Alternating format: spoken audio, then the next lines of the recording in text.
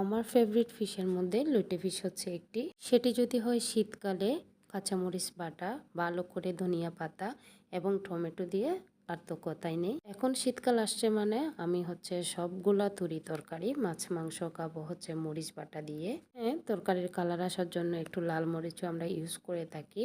যদিও আমরা লাল মরিচ এই পরিমাণ দিয়েছি এই জন্যে আমাদের লাল মরিচগুলা কিন্তু মিষ্টি মরিচ।